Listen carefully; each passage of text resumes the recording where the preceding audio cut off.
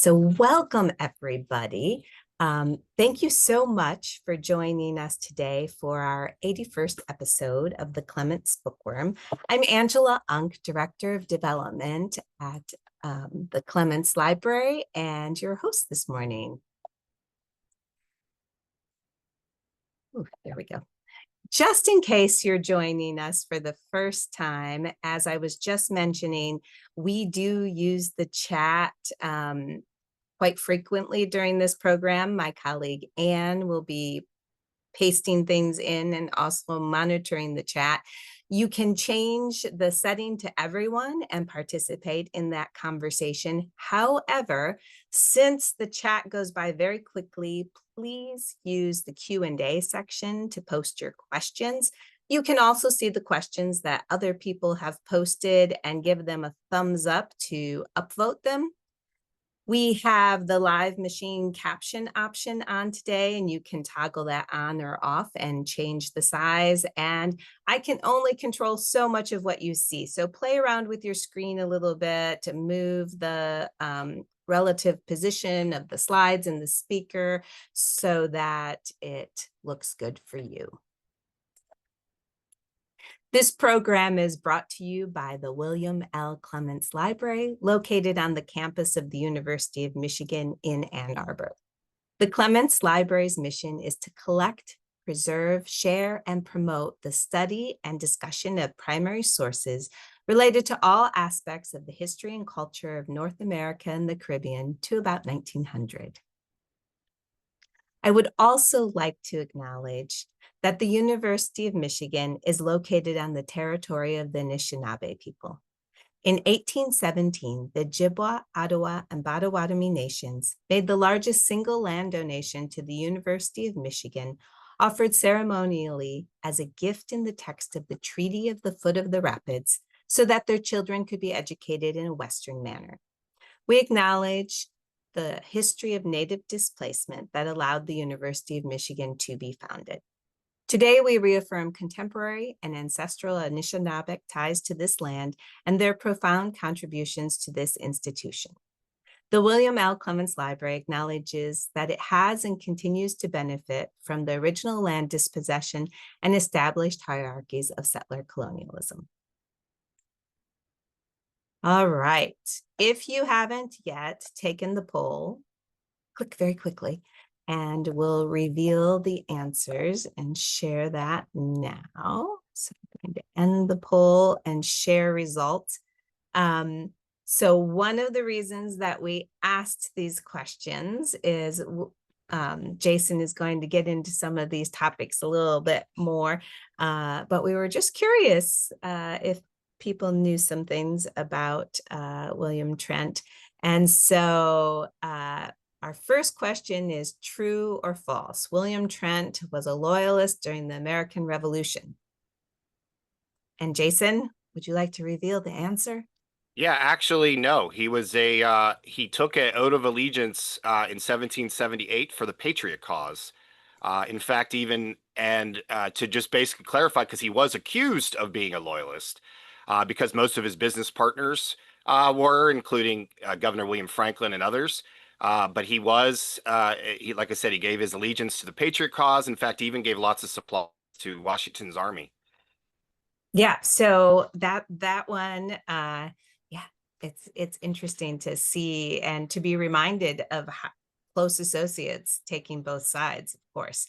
And then Trenton, New Jersey is named after William Trent. This one was a little bit of a trick question. So it's actually false because it's named after his father.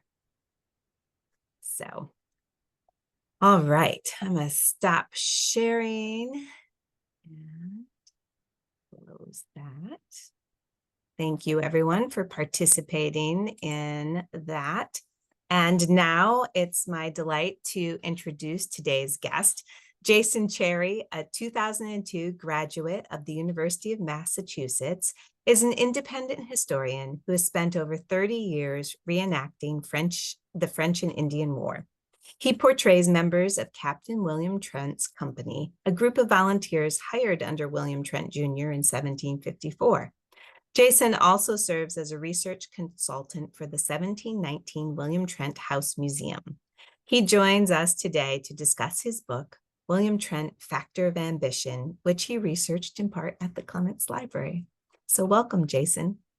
Yeah, thank you, Angela. Yeah, thank you for having me. Yeah, it seems like we talked about the reenacting, and I think I always mention it because it played such a great role in my life because I started as early as 1989, and I was about 9 years old when we started and joined Captain William Trent's company. So that's what basically spearheaded and was the precursor to all this research and knowledge of the 18th century and sparked this interest that I still continue to do every time maybe something comes up or when I talk to visitors and readers or people that attend my talks that it's just been a great part of my life, and it definitely aided in everything that you'll hear today here over the next, over a half hour or so. That's great. I love that. It's so fun to hear how people um this sort of serendipitous path that leads people to research and to really think deeply about some of these key people in history. So it's really fun to hear that that's how you came to it. Well, we're really excited to learn a lot more about William Trent, so I'll let you take it away. Okay, great. Yeah, and as we do this it's sort of I was telling Angela that it's a nice sequential of events of showing not only my research at Clements Library of some of the things that I found or discovered, but basically just telling the story of Trent because you don't realize how involved he was. These are as we get ready for this next year for the spearhead all these events for the basically the birth of America. We realize there are these forgotten stories of these men, not just the founding fathers, but those that interacted and helped with the founding fathers, like George Washington and Benjamin Franklin and others, that there were men behind these scenes that were basically laying the legwork for it. And Trent was no different when it came to this. He was believe it or not, a veteran officer of three different conflicts, two against the French, and one as he would eventually call the late Indian War. But as we sort of start, it begins here. And when I start and talk about this, basically, William Trent, his first actual major conflict, he was commissioned here. As you can see, this sign for Fort Saratoga, Fort Clinton. This is what would be present day Schuylerville, just north of Saratoga Springs, New York. There in upstate, basically eastern New York, up the Hudson. And basically, at this site here is where Trent had his first engagement against the French. He was stationed. Originally, they would recruit men in Philadelphia as an independent company officer, paid by His Majesty, believe it or not. And they would eventually head to Albany, where they would be stationed at Fort Frederick, and then eventually several other outposts on the way up. But eventually, he would arrive at Fort Clinton here, if you want to hit the next slide. And I mentioned Fort Clinton, but then I mentioned about it was named after, as you can see, the George Clinton, the governor at that time in the 1740s, the present governor of New York. And it was in these Clement Library papers that I came across some of this stuff here in the George Clinton papers. Basically, a bounty list among many other things. The bounty list in 1746 basically told these four companies and four captains, Trent being one of them. You can see him sort of on the top of the list there. And as you can see, William Trent, John Shannon, John Dimer, and Samuel Perry, all men basically from Pennsylvania, but were all hired by basically as independent company commanders and headed to New York to aid in this conflict of King George's War, which was basically from 1744 to 1748, where they would hire men from Pennsylvania. Trent had over 100, and then they would pay them this extra, which was the reason for the bounty list of paying them. And they would all train in certain cities right outside of Philadelphia. Trent himself would train, as it say, in Frankfort, which was just east of the city. At the side of the Black Bear Tavern, they would train and learn the drill before they eventually headed to Albany and then to Fort Clinton. And as you know, King George's War, just to show a thing here, one of a young ensign that actually participated with Trent, that almost formed a friendship with Trent for basically most of his life, was a young William Franklin, teenager, 16 years old, the son of Benjamin Franklin, was an ensign under John Dimer in this Pennsylvania colony. Apparently, he didn't care for the publishing office and printing press of his father, would rather be in the wilderness. And he would join Trent in several things, this thing in New York and eventually a couple other traveling things in the late 1740s. Um, Next slide. And as you can see, this is a receipt also found in the George Clinton papers, but it gives talking about at Fort Clinton. They would hire some carpenters down basically at the fort. And now the very bottom of the screen, it says February, about 6.5 days they took in building. They had to add to Fort Clinton. It was just in the process of finishing up this outpost.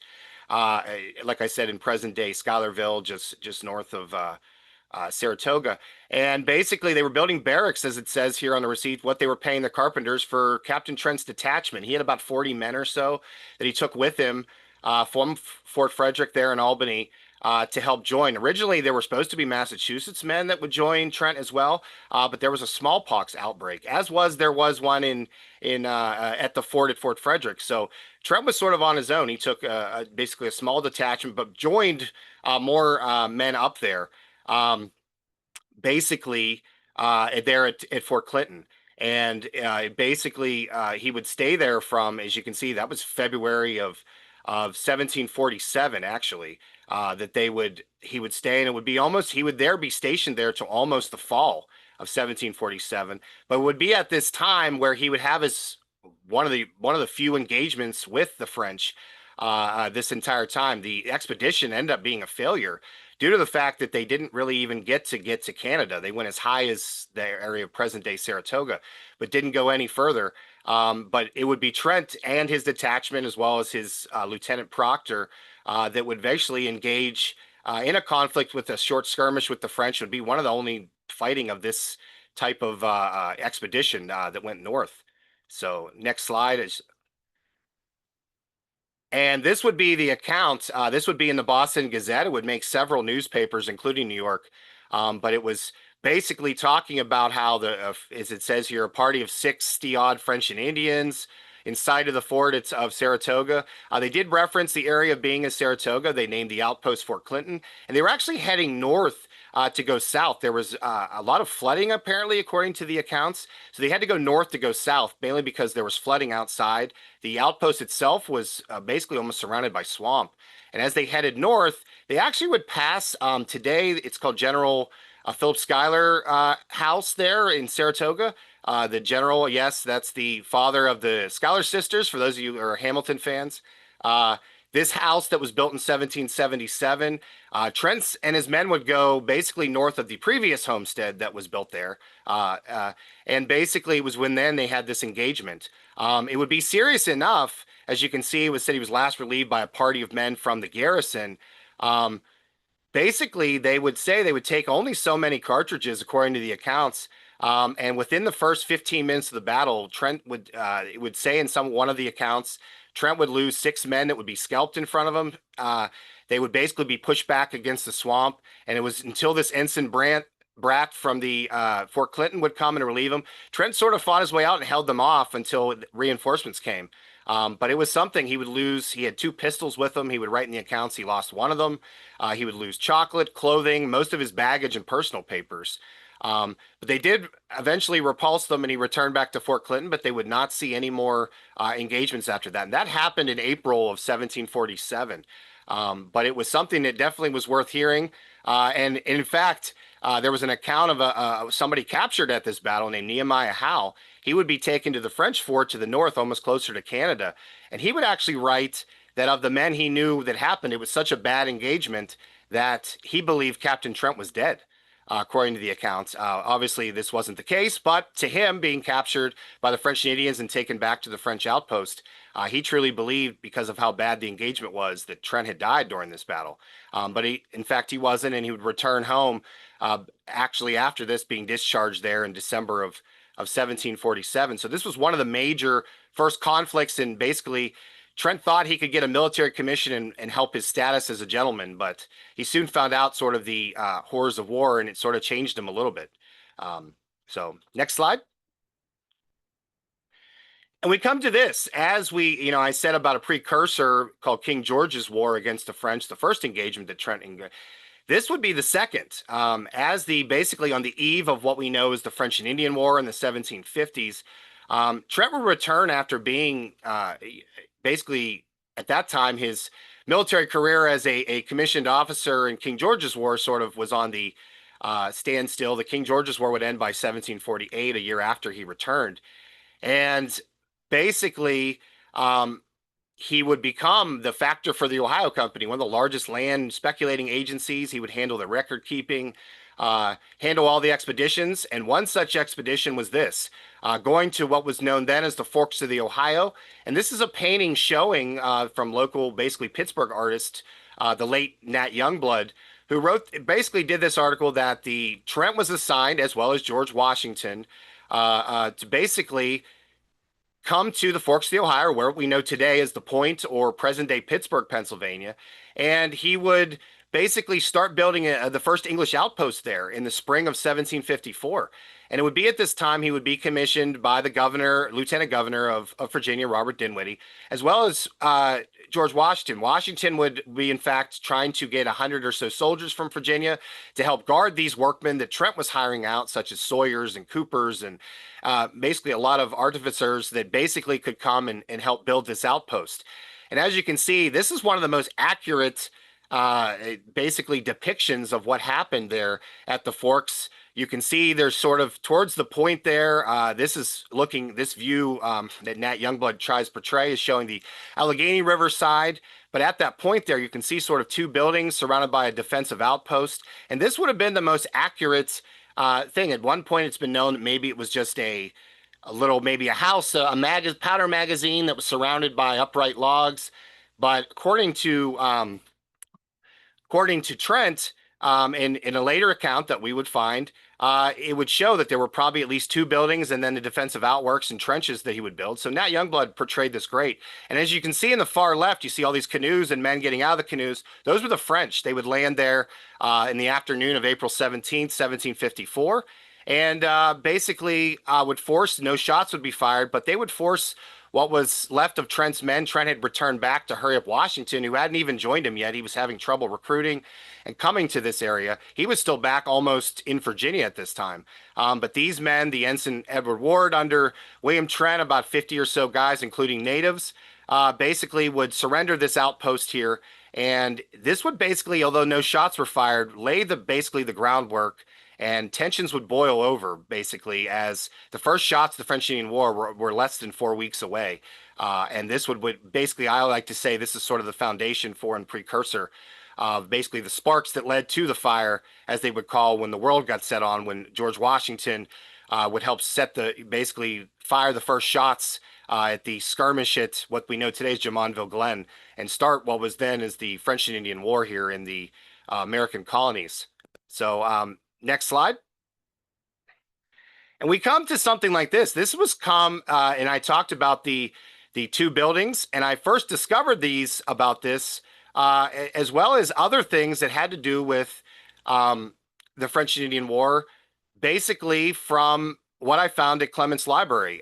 The late Brian Dunnigan, who I knew familiar, I used to reenact it, or still do reenact there at Fort Niagara there in Youngstown, New York, right above Niagara Falls. He was the executive director at the time. He would eventually become at the Clements Library, work in the map room, would send me this account. I was trying to find different things. I saw they had some Trent manuscripts. One such was this 10-page, this is just a sort of a tidbit of it, but there was a 10-page manuscript written in Trent's handwriting. In fact, he sent me at that time, he was just beginning to look at it and transcribe it. And he said, you were more than happy to look forward. This is interesting. I know your group being at Fort used to be, they came to Niagara, and this is what led to it. 10 pages worth of in Trent's handwriting. And what we found, or what I found, discovered through here, was several things pertaining to not only this building of the fort there at the Forks of the Ohio, but also what happened, an account of a native coming and talking about the capitulation at the Great Meadows, the Battle of Fort Necessity, George Washington's only surrender. And it would give new insight into what happened in 1754. Basically, this was a response that Trent would do there was a lot of French propaganda being published in the colonies. One such was this called A View of Summary and Facts, written not only in Europe, but also in the American colonies. In fact, it came to Benjamin Franklin's print shop in Philadelphia. And was published in 1757. And this manuscript, 10 page or so, came about late, almost early fall of 1757. And actually, as you can see it might be hard to see, but in the far top left, it'll say page, whatever. Trent was responding to pages in this book and writing this through this on this summary, a view of summary that was basically written in French. And they did do English translations of it a little bit later, a couple months later. And Trent had enough seeing the propaganda, so he would write certain things. And like I said, this was when he first mentioned, at least in this account, about the two buildings being built. So you knew it wasn't just a simple magazine surrounded by upright logs. And so at this point, this was brought in there as well, which great insight into what happened in 1754 and Trent's version of it. So it was in his handwriting because we had not known much as far as Trent didn't really give an account until this was discovered. This got acquired by Clements Library, according to the late Brian Dunnigan in 2002. And it's been so helpful. And I think when I was just starting to research and get that the life of William Trent out there, this is what sort of brought me to my decade worth of research / writing this book. It started this in 1754. Now, like I said, it mentioned Fort Necessity as well. A native would even mention talking about at the Great Meadows at Fort Necessity there, one of the major officers, an independent company from Carolinas, basically named Peter Mercier. He was a lieutenant, second in charge of the independent companies, was basically mortally wounded and killed, died during the night on July 3rd, 1754. And it was told in this account only that he was buried during the night. And it's not been known any even accounts, according to speaking with those park superintendents and such at Fort Necessity National Battlefield, that there were really no accounts. They never found any type of bones or anything of people being buried there because Washington didn't have time. They basically the next morning walked between the French and the natives and left immediately. So didn't have time to bury anybody during the night. So the fact that this was a matter of importance, especially to bury this officer, and the reason why they did it, according to Trent in this account, they wanted to make sure that his body was not desecrated. But unfortunately, as they would find out, it would be marching through the French and natives as the French would burn the upright and basically circular stockade that would be there at the Great Meadows. According to Trent's account from the natives that were there, the natives allies to the French would actually dig up this basically fresh grave of Lieutenant Peter Mercier, pull him out and actually scalp him in front of all the men, the Englishmen, as they march by. And you can imagine, I mean, yeah, it's gruesome, but it's something that was definitely an account that's never been seen before today. And like I said, I was thankful enough to discover this, and we use this. They use it a lot at Fort Necessity as well. But all found here in that Native American collection of that 10-page manuscript of William Trent. And this just, like I said, gives an insight, 10 pages, but it's a lot of information for what happened during the French and Indian War. So next slide. And one such other thing during and I mentioned 1754, but this is a map. It was called an Indian account draft. This is also in the map room at Clements Library. And it shows basically the forks of the Ohio and the Ohio Valley even. Given an Indian gave this to somebody to draw. We're not really even sure what actually was that sketched this, but it's believed based on from what I was trying to find, it was possibly in the Wyandot language, which is today the Huron people. And basically gave their account of what they believed to be the Ohio Valley and what their draft of it. And we know it's 1755, mainly because found in this that we find with the map that as we zoom in, you see the importance of how it's 1755. Next slide. Zoom in on here. This is on the map still. You see Fort Cumberland. Fort Cumberland was built right before and finished right as General Edward Braddock would come on his expedition in basically the summer, basically late May of 1755. So the fact that this map already had shown Fort Cumberland shows that this was written in 1755 or drawn in 1755. But as you can see, something even more importance on here, you see Fort Cumberland sort of sketched there, and you see that little wavy line in between there. That's the Potomac River, the North Branch, as it would lie today. But as you can see, there's a little cabin or house built below it. And if you can, it's hard to see. Basically, right across from Fort Cumberland, it says Trent's house. William Trent lived there till almost, it was late 1755. I told you he became factor for the Ohio Company, the large land agency. Their main headquarters were right directly across the Potomac.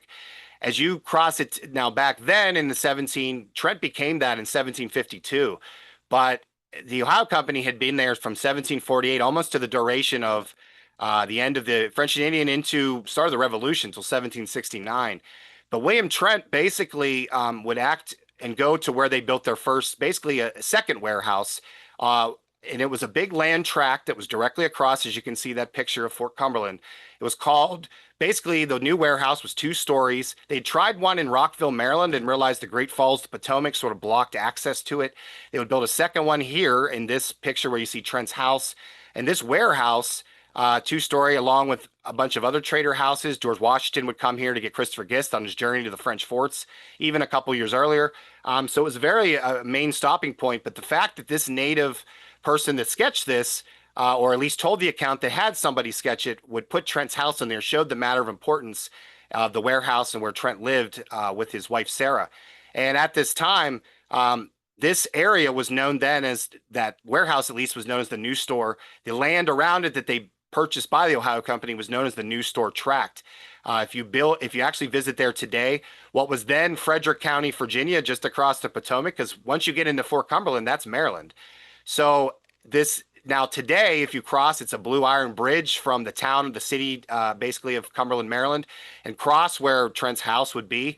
There is a marker saying Fort Ohio, a historic marker at the foot of this large hill, and it would basically mark where the Ohio Company in the vicinity have their warehouse and where Trent would have this house. According to this map, today that's Ridgely, West Virginia. So it shows the difference of the maps and what happens with the colonies and then the states here as we go on, because back then it was Frederick County, Virginia in 1754, 55, and further on. But eventually, when West Virginia was formed as a state, it became Ridgely, West Virginia today, and that's the town as you cross that bridge. So it's very interesting, and was a very, like I said, it was another great discovery and slash thing that really aided to my research, especially when I came to Clements Library. So next slide. One thing, or ask one Next thing, slide, please. because you mentioned, Yes. Jason, you mentioned that he was named Factor, which I Yes. don't know if that's a title that most people know. Yeah, it's basically short of being almost like the benefactor. And it basically, what it did is he was the account keeper. He was he worked actually as an apprentice for Philadelphia merchant Edward Shippen III, and was so good at the account keeping, his penmanship throughout his years, 60 some years or so, was like second to none. It was just great to see that. You could see it, even though it was in, some people's handwriting in the time period, especially in the 18th century, was hard to discover. But Trent had great penmanship, always wrote thousands of letters. I think I collected close to almost 3,000 of them basically in his hand over the course of my decade-long research. And this would be no doubt, this is why they made him, when the original factor, Hugh Parker, would pass away to an illness. And Hugh Parker was also an apprentice with William Trent under Edward Shippen. So they used 2 apprentices, and both were the only 2 factors for the Ohio Company over the course of their history, at least till it sort of changed hands at the Revolution. So basically, yeah, William Trent would become this factor in 1752. So he'd handle the account keeping, he'd handle the financing. So any expedition that was coming through and the money that they had in the Ohio Company funds, William Trent would be the one to pay the men, like his men on that expedition, to build the first English outpost, the Forks of the Ohio, where Pittsburgh is, the fort that eventually became, at least he referenced in the Ohio Company papers, as being Fort St. George. Those men were paid through Ohio Company money and funding that he had on himself there through the Ohio Company funds. So he was in charge of that and was a very important position. And there was probably nobody I could think of, at least at that time, that could have fit that bill more than William Trent. And you figure, too, he was also so well known that William Johnson, the superintendent of all Indian affairs, would always hire him when they had a large native council, one being in 1768, Fort Stanwix. He hired Trent to take all the minutes because he knew how good he was at record keeping and penmanship.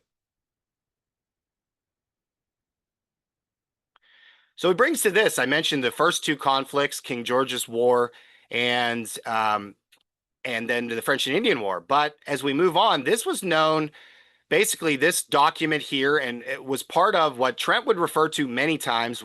Historians call it today as Pontiac's Rebellion, Pontiac's War, Pontiac's Uprising. Um, but Trent would reference it several times, not only presently, but also after it happened in 1763 and 1764. He called it the Late Indian War. That's what he always referenced it. It's like when we hear a veteran talk about their version of, we know historians what they call the war, but what did they, and he always called it the Late Indian War when he referenced this. Now, Trent at this time, at the end of the French and Indian War, basically, the British finally had control of the Ohio Valley. It was sort of bittersweet for Trent. And he tried 4 years earlier in 1754. The French would force his men out. They would build Fort Duquesne. That would go to the end of the war almost until General Forbes would come with the army of English, bigger than even the General Braddock expedition that failed in 1755. And Trent would be along with this. He'd be the assistant superintendent of Indian Affairs in 1758. They would capture that. Eventually, they would name it Pittsburgh. Basically, that's how John Forbes would spell it phonetically. Eventually, it would be shortened to what we know today. It's sort of similar to, because Forbes was Scottish, we think of Edinburgh and how it's spelled over in Scotland with the GH. That's how basically it was supposedly pronounced. I've seen it phonetically written with the BOROUGH as well. So eventually, when they wrote it, they got tired of writing it, spelling it phonetically. It eventually became what we know the modern day spelling of Pittsburgh, but I think it was still, at least for the most part, commented as Pittsburgh, and we eventually shortened it as it got modernized. But basically, as they started this, they started building an outpost. There were several modern ones that were built temporarily. One they called after Hugh Mercer, who was the commander there in 1759. But eventually they started building, and by 1761, they built one of the largest in North America, English fortifications, and they named it in honor of William Pitt. It was called Fort Pitt, in what was then the settlement of Pittsburgh. And basically, Trent would start opening one of the largest mercantile stores. He would come and have a store right what was known as the Lower Town. They had two different sites, the Upper and the Lower Town. But as basically as it's the outpost and major things that were going on in 1762 and 1763, General Amherst, the commander-in-chief of all the English forces in America at the time, basically cut off the awarding presents to the native allies. And this did not meet well with the natives. I know George Crowan, one of the former partners of William Trent, had told him that at Detroit there, where they had an English outpost, they were not happy, and there were tensions boiling over, and he said it would not end well. There was even a letter that Crowan would write as early as 1761 saying the natives will retaliate if we don't start giving them the presents and allowing them to be equal with us. And they didn't really heed this warning. As Fort Pitt was finally finished and built, Trent began his store, and his biggest customers were natives at this time. And it brings up this as basically hostilities would break out at Fort Detroit, Fort Sandusky, and several other ones, Fort Presque Isle. Fort Pitt was only a matter of time, and by May of 1763, it would come in a report that there were a man and family, William Clapham, at his plantation, not far from basically about 70 miles or so. At that time, which was known as the mouth of Redstone Creek, had a plantation. He was a former Pennsylvania captain, was basically killed at his plantation as well as his family. And then the hostilities spread. The natives would lay siege to Fort Pitt as well. And it would be running out this time. The previous commander, Hugh Crawford, would be captured closer to Detroit. Trent's partner, even, Levi Andrew Levy, would be captured, and either they weren't sure if he was killed or missing. And the commander at Fort Pitt, Simeon Equier, basically was out of sorts, and he needed to have somebody run the militia. Hugh Crawford was the previous commander of the militia. He was missing. They weren't sure if he was killed. So he addressed William Trent. And at this time, he would eventually give then William Trent command of the militia, being that he was already a commissioned officer in two different conflicts, King George's War, the French and Indian. He figured he was the most experienced person there that would know how to do this. And in this account here, this was what I originally discovered. This was in the General Amherst papers at Clements Library. And it talks about the certification. Now, this is what I first saw. You're seeing what I first saw when I saw the original in the miscellaneous collection, and it gives a list of officers on the right. It's dated October 26, 1763. This would be after the Indians laid siege to Fort Pitt. But I see it, and I see William Trent's a copy at the top of it saying Major, and I'm like, oh, what is this? And then I see further down, Simeon Equier, Captain Commandant, and then Henry Bouquet, who eventually would arise and be basically the second in command of the British commander of the British forces there, who would arrive there in August of 1763 after the Battle of Bushy Run basically ended hostilities and the late Indian War there. And then eventually when he went to the Ohio to reclaim prisoners in 1764. So this is what I saw, and I thought, what is this? And I said, it was just a find to see these signatures. And as I realize, if we could turn the next slide,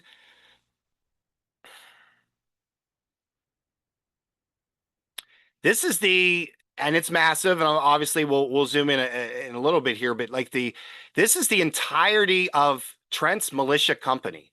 This is the first time it's ever been seen. It was, or at least published at least, and I was just in awe of what I found, because after flipping those signatures over, I find 113 names below him and what date they were enlisted in, as well as the 21 officers, 22 if you count William Trent, that were all signed. And this entire document, at least with the exception of the signatures on the reverse, were all in Trent's handwriting. He did this himself. He wrote this giant document. As you can see, it is as big as it sees. It's 2 different pages, had to be folded up. And there were names on here. When I originally took the picture and I zoomed in on all the names as well. I didn't even pay attention to the names. I was just excited to see this list of names, because at one point they didn't even have a list, and Trent would keep a orderly book and a journal, but he would only use last names, the surnames of these soldiers. So you didn't know who he was even talking about unless you were familiar with those stationed there at Fort Pitt during Pontiac's. So to see this and see that, and then look at the names and realize who he was talking about was amazing in itself. So I was just in awe to find something so great like this when I was researching their Clements Library. As you can see, zooming in on here, this is William Trent. You can see, and what's even more great about it is it shows their date of enlistment. I was still up in the air when he actually was basically commissioned or enlisted. As you can see on the right there, May 29th, 1763. It's when his, believe it or not, that's when his journal starts. So that makes sense why he was commissioned and when he begins. So by May 28th, he gets summoned to basically Commandant Equier's office. The next morning, he's Major William Trent and addressing all the militiamen, over 100 or so. And some of the names on there, you see Josiah Davenport directly underneath William Trent. Believe it or not, his mother was Sarah Franklin, the sister of Ben. So this is Josiah Davenport is Benjamin Franklin's nephew. And this is the second time that William Trent is affiliated fighting in a conflict with a relative of Benjamin Franklin. I mentioned William Franklin earlier, a teenager fighting in King George's War. Now you have Josiah Davenport, the nephew, fighting with William Trent. So Trent was very familiar not only with Ben, but also with these relatives as well. So like I said, these stories, and you see the next line, it's sort of abbreviated, but it says Alexander McKee, Lieutenant and Adjutant. McKee's Rocks, basically a suburb outside of Pittsburgh, Pennsylvania, is named for him. And Alexander McKee would actually be a loyalist during the American Revolution. He basically was an Indian agent, but he would join the native side, who, at least during the American Revolution, a lot of them joined the British side. And Alexander McKee would also be one of the houses that George Washington, when he would explore basically his thing in 1770, when he would come to the Ohio Valley, he would keep a journal. He would talk about stopping at basically McKee's house there outside of Pittsburgh before he left at that time when he was stationed there basically in Pittsburgh. And at that time in 1770, he'd stopped at Alexander McKee's house. So it's a stoppage point, and McKee was still living there at this time.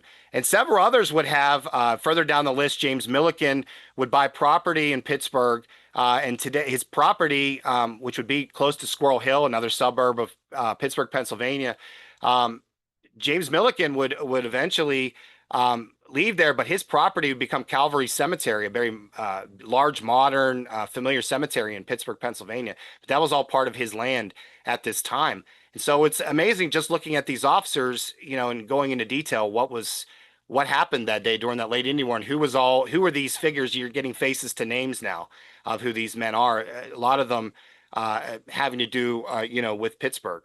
So next slide. So as we talk about, I talked about the conflict. We asked that original question of, was Trent a loyalist? Now, like I said, a lot of his business partners, he was friends with William Franklin, the son of Ben, like I said, since he was a teenager. And when he became royal governor of New Jersey, Trent was still writing to him. They were, in fact, partners in a company in 1768 called Burlington Company. It was mostly men from Burlington, New Jersey. Trent at that time had a plantation in Carlisle, Pennsylvania, but eventually would move in 1769 before he would join Benjamin Franklin over in London there for about 6 years to discuss chartering a new colony and get back those debts that he lost over those courses of the French and Indian War, over the course of this late Indian War. Trent would move to South Trenton, about 2 miles south of where the actual town and where Washington would cross the Delaware there on Christmas night in 1776.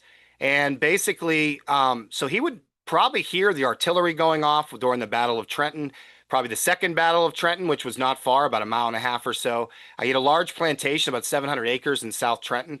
But at this time, in 1776, 77, he was giving supplies to the Patriot cause.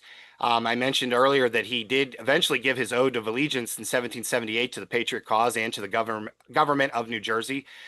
Basically because of being accused of his business partners being loyalists, and possibly he could be. But as he did so, he would give supplies to Washington's army. He also lent a specific thing, and it's in this letter dated. This was found in the Nathaniel Green papers in the Clements library as well. And it was amazing to see I'd just seen a snippet of the letter before I arrived here at Clements. And I'd known that it said he lent what was known as a pocket telescope or a spyglass, if per se, and basically gave it to Nathaniel Green, who came with George Washington as they crossed the Delaware. And he lent it to him, as according to this letter, 3 years. Now, the letter is dated May 29, 1780. But he would, on this thing, he would say it would be almost 3 years ago since I lent it to you. So it matches up with the timeline of when Washington's army was stationed in Trenton. In fact, Trent's own daughter even would marry a Marbleheader and a lifeguard for George Washington. So he definitely was, to a point, was very familiar with the army being stationed and encamped in Trenton, at least numerous times. So at this time when he was living, so he would give hogs and cattle to the Patriot cause, as well as numerous things to the New Jersey militia. And this pocket spyglass he would give in 1777 Nathaniel Green. But this is a response back to it. Colonel Richard Butler, who was the bearer of this letter and was heading to basically the Patriot encampment about an hour south of Trenton in 1780, it basically says that Trent wanted the pocket telescope back. His eyes weren't what they used to be. Trent had been to London and come back, and he'd written so many letters. Numerous people actually nicknamed him One Eye because he'd almost gone completely blind in one eye from writing all those letters and focusing on candlelight. So at this time, Trent said he wanted this pocket spyglass back because those 700 acres, as he says here, the situation of my plantation is such that I can't do without my eyes, without this spyglass, so I need it back. He lent it to him, but had not gotten it back as of 1780. And it's funny because, we wondered, was there ever a response? And unfortunately, there isn't. I would love to hear at this time in 1780 what Nathaniel Green's response would have been of William Trent trying to get back this pocket spyglass so he can basically look over the 700 acres of his plantation and ride through and see his crops and different things. But what's even funnier is this next slide, basically to conclude. As you can see, this is a statue of Nathaniel Green in Greenville, South Carolina. We just talked about, we never got a response letter from Nathaniel Green, but look what Nathaniel Green's holding as a statue. He's holding a spyglass in this, and you have to wonder, obviously this was done in modern times, but it was still sort of comical to look and think, did Nathaniel Green just hold on to that Trent spyglass, and is that the one in that statue that he's holding as he used for the duration of the war? We may never know. Maybe the letter will turn up, but we're not sure. But it's just a very interesting thing to find, as well as those previous things that we had from King George's War. I mean, you figure it's a span of almost 40 years in the life of William Trent of things that I was able to find, such as, like I said, the receipts and the numerous accounts and bounty lists of 1746 when he was in King George's War, during the 10-page manuscript explaining, not only things that happened at Fort Necessity that were new till now, but also the what happened when Trent's men were trying to build at that sort of forgotten outpost there before Fort Duquesne was built in the fall of 1754, and then the late Indian War, the discovery of the militia list. All this stuff was all numerous things and great things, and then of course this Nathaniel Green letter adding to the list of numerous items and basically garnered things of interest that happened in William Trent's life that made such an interesting character as I was writing this book. And like I said, it was a decade worth of research, but in the end, it was about, I traveled from, of course, Clements Library in Michigan, over a dozen times to Philadelphia, to the Historical Society of Pennsylvania, went 9 days in London to finish up the stuff at the British Library and see the streets that Trent walked in with Benjamin Franklin. So it's interesting to know how important a figure like him was, especially as we start learning about not only the founding fathers, but the birth of America. So thank you all. Thank you very much, Jason. That was great. I am going to just do a couple of housekeeping slides, everyone. And so if you have questions, please put them in the Q&A section. And as soon as I finish up these housekeeping slides, we'll get to those questions. I just want to remind everyone that our current exhibit, Bloody Work, Lexington and Concord, 1775, which explores the early months of 1775 in Massachusetts, culminating with the battles of April 19th that start the fighting of the Revolutionary War and then their immediate aftermath. That exhibit is available for viewing in person till mid-September, September 19th. And you can come to the Clements Library and see it Monday through Friday, noon to 4. And it's also available online with some additional content. And next month, we'll have a conversation with Norm Krentel as he discusses his new book, Michigan Railway Company, the Northern and Southern Divisions. So it's a fascinating look at the rise and fall of Michigan's most prominent electric railway. And he also has used Clements sources, in this case, images from the David V. Tinder collection of Michigan photography, to help bring that story to life. If you've just signed up for the Bookworm for the first time this month, I'll let you know that you'll receive a reminder 1 month from now that you're welcome to sign in. And if you aren't able to join us in person, as someone who has signed up for the Bookworm, you will receive an email later in the afternoon with a link to the recording and all of the resources mentioned during the broadcast.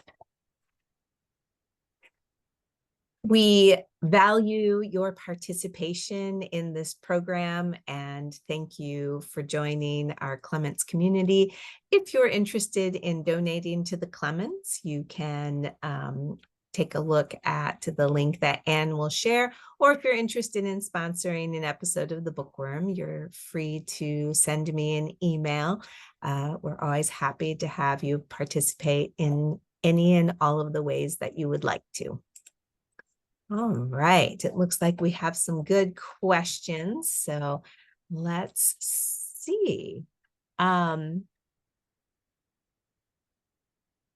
yeah, so and this is something you sort of touched on here and there, but I think it bears some, I think it's one of the things that's always sort of hard to wrap your mind around is, did Trent lead an independent militia or part of the British Army during George's War? Yeah, it was basically the Pennsylvania. It's funny because it does get tossed around, and it's funny when I went through the research, I originally thought it was just militia that was hired, companies of militia that were hired by Pennsylvania. But as I dug deeper, and numerous things, receipts, and Trent would even talk about, even reference it later, even in the 1750s. It would basically be they would have these payment cards. And he went to originally, he would write a letter to the governor of New York. I mentioned George Clinton about being paid. I guess originally during the expedition, they weren't paid up front. And they weren't even paid as they were in upstate New York. And when they went to George Clinton, as they would being, if they were militia, they would have been paid by the colony, either Pennsylvania or at that time it was George Thomas was the governor of Pennsylvania. And so he went to Governor Clinton, he went to Governor Thomas, and both of them said, you need to contact sources in London to pay them. And so they were then considered then based on that evidence being basically an independent company, just like the South and North Carolinians were during in 1754 at Fort Necessity. They were considered an independent company, even though they were based in the colonies, just like Trent was with Pennsylvania. Um, he would be paid then from London. In fact, when he traveled to London in 1748, he was still a couple years later still trying to find out his pay. He said he had his pay vouchers, is what he called it. He referenced it a few times, and he had somebody, Elijah Bland, a friend merchant, stay in London and try to vouch for him when the payment came up. And unfortunately, from based on the evidence, being that they were supposed to be paid by His Majesty King George II, they never got paid for that. And so that was basically a volunteer. When it comes down to it, it became that they were never paid. But yes, to answer the question, yeah, it was more so they weren't militia. They were basically a footing based on they were paid by His Majesty, and they sort of drug their feet and never really paid them, those men from Pennsylvania. So it was unfortunate, at least for Trent. And he had a few, bouts with this throughout his life, especially in the military, of either not being paid right away. He did it in the French and Indian too, as well, having problems with finally getting money. So, but yeah, it was considered, at least during King George's War, basically an independent company of Pennsylvania, but paid by the king. So this, I guess this is sort of a follow-up question then. Were they arming themselves, or did the British at least provide arms and The ammunition? British actually did provide arms. They did. It was weird. There was a stipulation according to the original orders. Before they went and trained, I mentioned about the bounty list, but they would go to, each company. I mentioned those four captains would all go differently to train, but then they would all meet up in Philadelphia and eventually head to Albany, is where they were going to be their main staging ground. But yes, they were told, at least at this point, when the original there was a recruiting. In fact, Trent would even put advertisements in the Pennsylvania Gazette. Basically would say they would be paid. They would be paid that, I'd said that bounty basically was a pistole, which was like 20 shillings extra if in fact they joined up immediately. Now, whether or not they saw that, I'm not even sure either. But they were told, at least in the original orders, that they would learn the drill. But if they had arms, to bring them, but they would be provided with arms and probably ammunition once they were formed up. Like I said, Trent had about over, I think it was 106 men in his company, but they were aimed to try to get at least 100 when they were training. And so it seemed like they even trained and shot around this tavern in Frankfurt, which was, like I said, outside of Philadelphia, the side of the Black Bear Tavern. They were training, drilling, and even shooting around there. In fact, there was even an account later on, James Claxton, who was the tavern keeper there, complained because he wanted reimbursed because Trent's men basically ate everything in the tavern and they didn't have any money for food. So he complained to the Pennsylvania Assembly about it in 1747. Um, so Tom is also wondering if you know anything about Trent's relationship with the Pennsylvania Quakers. So as far as with that, he definitely was. The relationship was he was a lot of his mercantile friends and business partners were Quakers. In fact, like I said, I mentioned originally, he apprenticed under Edward Shippen, who was, in fact, when he started, was a Quaker. Um, but then he would eventually give money to um, provincial forces there in 1755 during the Braddock expedition, and sort of wrote him out of the meeting at that point. But he was friends with Samuel Wharton, was a friend most of his life. Samuel Wharton and him, he was a Quaker merchant from Philadelphia. Um, Wharton would also, he and him would basically go in 1769, would travel to London. They would go and visit Dr. Franklin there, stay with him in his house on Craven Street. They would stay just down the street, basically, but would spend 6 years in London with members of British Parliament, members of, like I said, Ben Franklin, but they would all be together. And like I said, we had several others that he would be, in fact, in business with. I mentioned that John Allison, one of his partners in the Burlington Company, was also a Quaker. So he eventually, in fact, even his house that he lived in South Trenton, that he would basically purchase, well, start leasing in 1769, eventually purchase outright in 1777, was a Quaker house.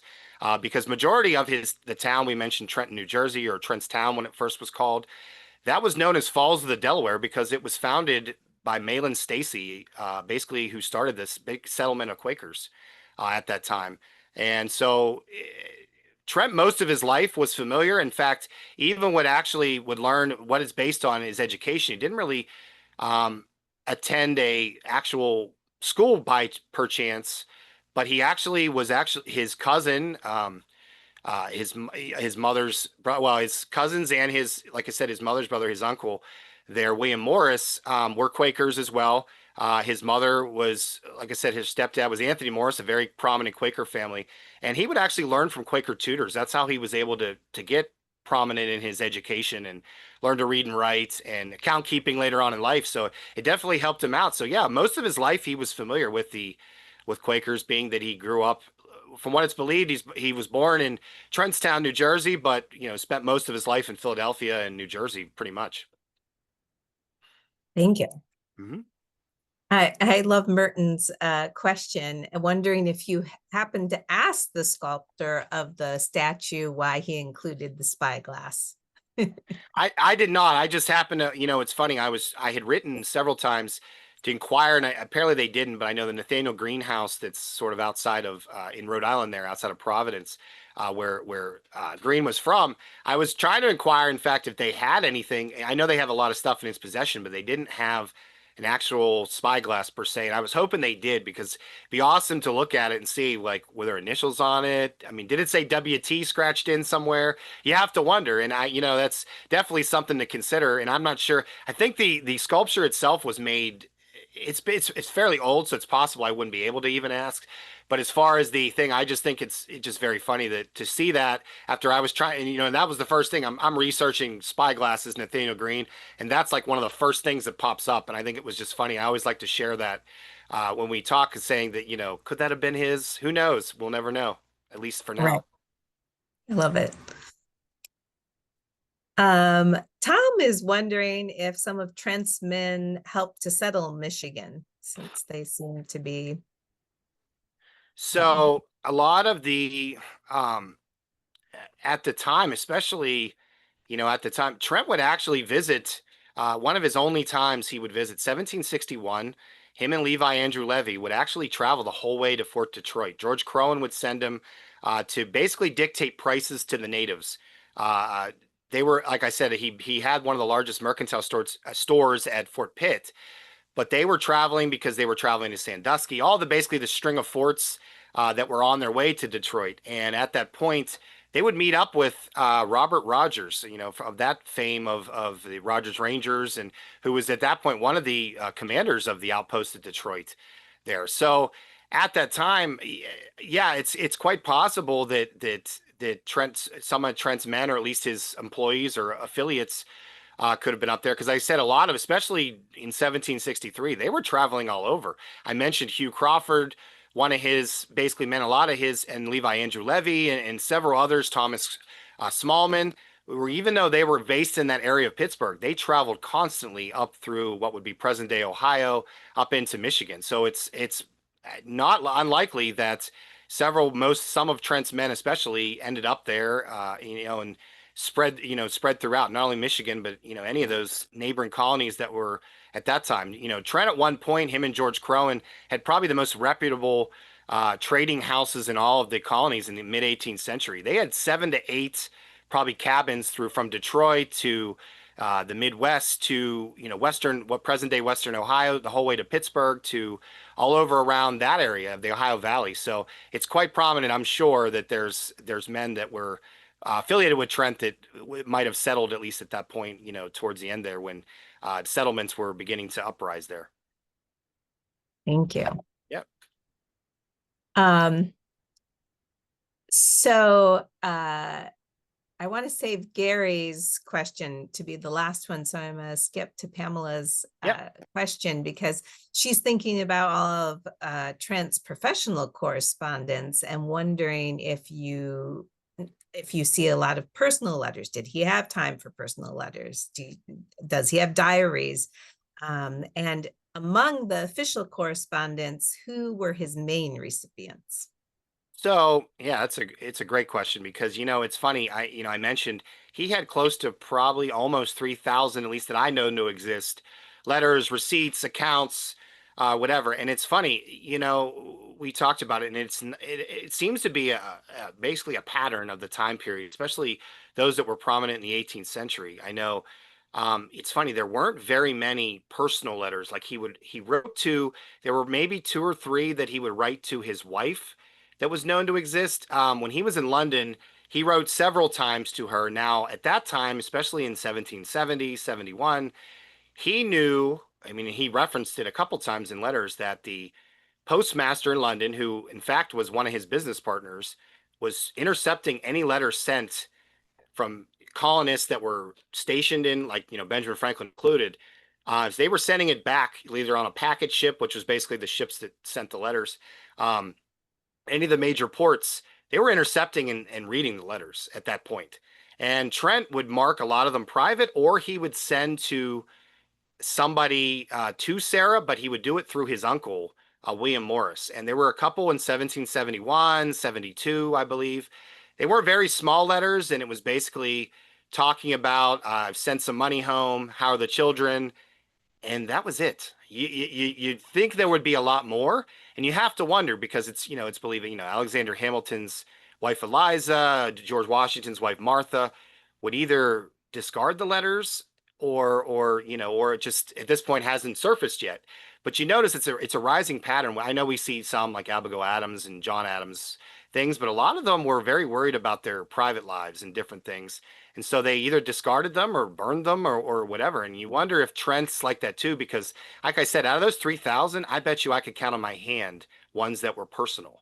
And most of them were business letters. And some were writing to friends, but I mean, majority of the letters he wrote, probably ever when we talk about recipients, like I said, he wrote to his wife a few times. He wrote to his uncle. That was in 1770s. Now, in the 1750s, 1760s, he would write most of the letters he wrote to, it would be to business associates such as Thomas Wharton, who was the cousin of Samuel, another Quaker in Philadelphia. He would write to William Franklin, who was his partner in Burlington Company. In fact, William Franklin, after being accused of being a loyalist and was put on house arrest in his house in Perth Amboy, still being the royal governor at the time, Trent was still writing to him, asking him about business things. Because as far as for Trent, he was one of the several during the Revolution that believed, I don't care if you're loyalist, I don't care if you're the patriot. I just want to conduct business. That's all I want. I don't care what you are. And I think, and that was the big thing. But unfortunately, we chose sides in the revolution, and it's some people, I think Trent was on that list of trying to be left alone. And unfortunately, he had to come out and say, I'm for the patriot cause. But yeah, majority of his letters, I would say, was probably to George Crowan, his business partner and basically friend, probably since the mid 1740s. They died within 2 years of each other. Crowan would die in 1782. Trent would die in 1784. And both would die in Philadelphia, both basically penniless by the time they died, which was unfortunate, considering they were probably land wealthy and at one point had the conduct of gentlemen where they were probably millions of dollars in land wealth, but it became useless towards the end with all the outbreaks of the wars. It was a matter of timing. And if you were a merchant or whatever you were trying to do, I guess your business was basically just writing to these business leaders. He did write to, he had, and it's funny, he didn't care what time it was either. Prime example, he had several letters he wrote to George Washington. He knew Washington from the French and Indian War, but Washington had just been named commander in chief. We talk about the in June being named as commander in chief of the Continental Army. Washington arrives in Cambridge. He's barely there 2 weeks. He gets a letter from William Trent on July 22nd, 1775. And the letter is basically asking him, we don't see the actual letter, we see the response from Washington on August 4th, 1775, saying, hey, do you remember a land deal from the 1750s that George Mercer was trying to sell his land and what it went for? Nothing to say congratulations for being commander in chief. Good job on this. It's Trent going, hey, do you happen to know this? And Washington's response is, obviously, because I don't have the papers with me, but I can recollect that it was sold for 14,000 pounds. But I can't be of service to you unless you ask more, possibly people that handled my business dealings there in Virginia. It's basically saying I'm trying to basically start a Continental Army. I don't have time to be worried about a land deal from at this time 25 years ago. So it's funny, Trent. He interacted with a lot of founding fathers, George Mason, Benjamin Franklin. He knew the Franklin family for over basically 40 years when it came down to it. And like I said, he knew George Washington through the military. But it's funny, yeah, the personal letters, not so much. It was mostly business dealings and such that I was able to find. Maybe it'll come up one of these times that are, it always ends up being, maybe in a trunk somewhere, somebody will have. Even when he died, he had a trunk, a black trunk, supposedly the inventories in Philadelphia, and all of them, 14 packets of papers, were all business dealings, had nothing to do with personal. So it seems like Trent was literally almost all business at this point. And it's a shame because you'd love to see, but he trusted his wife, Sarah, because when he went to London, he had her be in charge. He gave her power of attorney to handle any business dealings while he was away. So it was basically he was codependent with her. And I think, he was married since the 1750s with her, and it seemed like he would write to her and talk about her in several letters. There was definitely, yeah, it's just a shame we just don't see any personal letters between those two. But it's possible that might surface in the near future.